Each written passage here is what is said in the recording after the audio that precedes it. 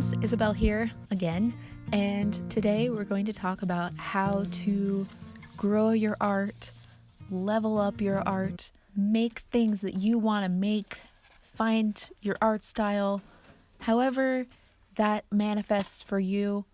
That's what we're going to do today. This isn't a set of instructions, but rather a set of experiments that have helped me to get to a place where I actually like what I'm creating most of the time. I'm happy with it. And that's a place that's really great to be at. So I wanted to share a couple of the things that worked for me. If you want to see a video that I did on inconsistent art styles and why that's not necessarily a bad thing, I did that last week. I'll have that linked in a little card thingy. So my first tip is to just observe your favorite artists and really just soak in all of their work. So scroll through their Instagram, save pieces that you like. If they make YouTube videos, watch those over and over and over again. Really just look at their art critically and determine what you like the most. Whether it's the colors that they use, the way that they draw noses. For some reason, noses is a big thing for me. And so this is kind of a second tip. Just pinpoint one specific thing. So if it's the color palette that they use, try to use that color palette in your next painting and see how that feels. See if you like it. And also, important note here on inspiration. If it's pretty obviously connected to their work, or even if it's not, it's always good to just put a little shout out if you post it anywhere that just says, hey, this is inspired by so-and-so. That's just a nice thing to do. And I'm sure that they would love to see work that you've created inspired by them. My third tip is kind of in the same vein. Sometimes I like to do studies of my favorite paintings to really get a feel for how the painting was made and the steps that the artist took to get to that finished point. And I don't often get the same result, but that's okay because you're discovering what works for you, right? And so if you're happy with the end result and it's pretty different from where you started or what you were trying to copy, that's okay because you're really just trying to get a feel for how they paint and get into their brain. But again, with the posting thing, don't post these. It's not cool to post them. Even if you credit them, it's still a copy, and that's not something that's okay to do unless it's a draw this in your style challenge that they've explicitly said, hey, you can copy this or interpret it your own way. So yeah, that's just a little bit of posting etiquette. And it's my opinion, but I think a lot of artists would agree with that. My next tip is to limit yourself and see what happens. So one of my favorite ways to do that is to do limited palette paintings where I just pick out 2 or 3 colors, sometimes only one, and I just paint with them. It's also helpful to put a time limit on yourself so that you're not nitpicking at a painting. So this painting that you're seeing, I painted it with only 2 colors, English red and ultramarine blue, and I set a limit for 15 minutes, which actually went by pretty slowly with this piece.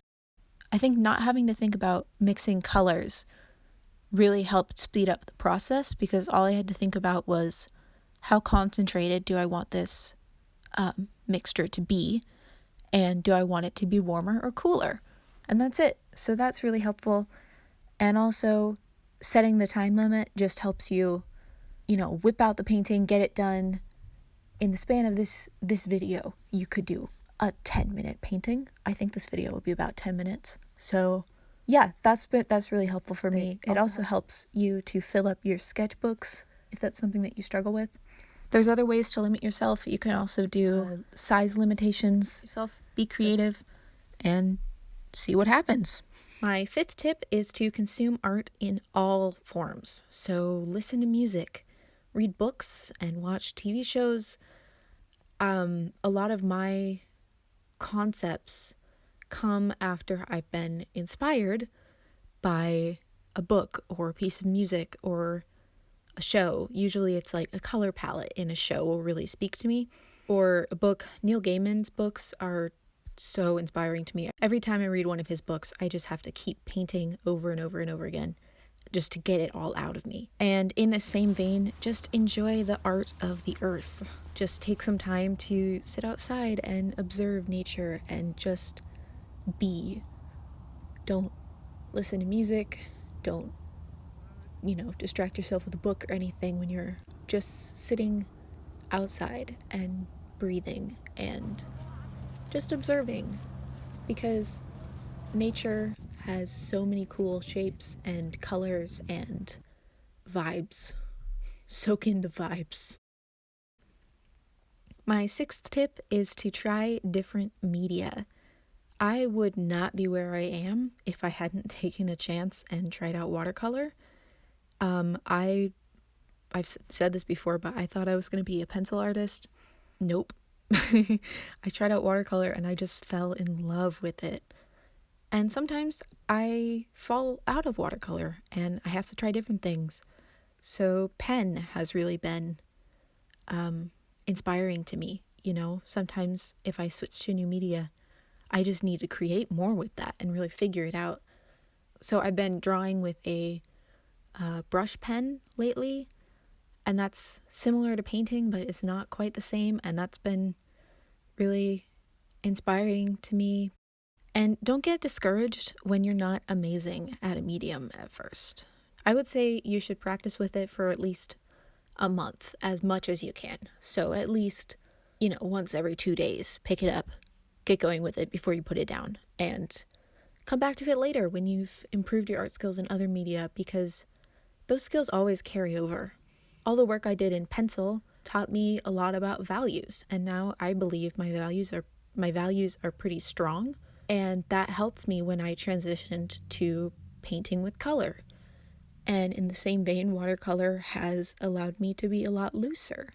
And with pen, I can't focus on mistakes. I just have to keep going and make something that I'm happy with or move on. And that's been helpful with my perfectionist instincts. And of course, my seventh tip is one you've all heard before, and that's that you just have to practice. The more you practice basic technique, the easier it will be to move your art in the direction that you want. If you know how something works, then you can manipulate it and make it your own. But if you don't understand the basic structure of what you're trying to draw, it's going to be hard for you to distort that reality. And that goes for anatomy and plants and colors and all of that. You have to know how they work in the real world before you can manipulate them. And also, just practicing will help you figure out what your art looks like naturally. So, a little bonus tip here, try sketching without references if you're a person who uses references. Figure out what you don't know how to draw very well. Figure out what's hard for you to draw without using a reference, and study that and really understand why that works. And then try drawing it on your own without a reference again. And just the more you draw, the better you're going to get. And that's how it is. I hate to break it to you. There's no fast track. But I think these are some tips that will definitely help you figure out the direction that you want to go with your art. And if you know that direction, how to get there is really just practice. And I don't mean just practice the one thing that you want to draw. So for me, I love drawing portraits. But it's important for me to not just draw portraits. It's important to to do figure drawing and landscapes and still lifes, which I neglect frequently. But it's important to do those so that I understand how they work, and so that I can also learn new things about shape and form and color and light from those in the context of something that I'm not entirely comfortable with. For example, like if I paint a plant, I'm not used to painting plants, So I really have to focus my entire brain on painting that, if that makes sense.